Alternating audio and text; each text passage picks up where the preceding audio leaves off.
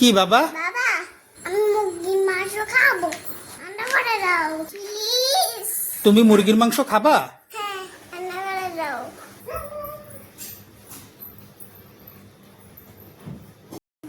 মুরগির মাংস রান্না করার জন্য দিলাম এলাচ এবং দারচিনি, সাথে দিলাম পেঁয়াজ। এবার সবগুলো একটু ভালো করে ভেজে নেব। এবার দেব রসুন কুচি। এবার রসুনটাও ভালো করে ভেজে নেব। ভাজা হয়ে গেছে, এবার দিব আদা বাটা। এবার আদাটাও ভালো করে ভেজে নেব, যাতে করে আদার কাঁচা গন্ধটা না থাকে। এবার মশলাটা যাতে পুড়ে না যায়, এর জন্য দিব সামান্য একটু জল। জল দিয়ে একটু ভালো করে ভেজে নিলাম। এখন এর ভিতরে দেব জিরা বাটা। এবার জিরাটাও আমি ভালোভাবে মশলার সাথে মাখিয়ে নেব। এখন দিয়ে দিলাম মুরগির মাংসের টুকরোগুলো।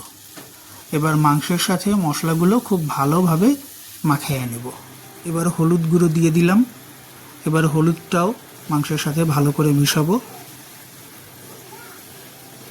এখন দিয়ে দিব সামান্য একটু মরিচের গুঁড়া। যেহেতু বাবুর জন্য রান্না করব, তাই ঝাল একদমই কম। মশলাগুলো ভালোভাবে মাখানো হয়ে গেল। এখন দিয়ে দিব স্বাদ মতো লবণ। এবার মাংসটা একটু নেড়ে চেড়ে তারপরে আমি ভালোভাবে কষিয়ে নেব। এখন দিয়ে দিব পেঁপের টুকরো। আমি আজকে আলু ব্যবহার করলাম না, মাংসতে আমি পেঁপে দিলাম।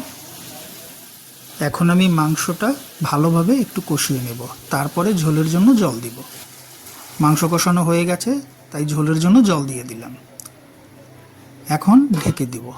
20 মিনিট পরে ঢাকনা তুললাম। মাংস রান্না হয়ে গেছে।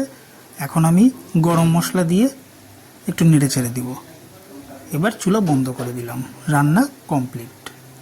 মাংস দাও না। আস্তে আস্তে নিয়ে যাও। এই, বসো বসো।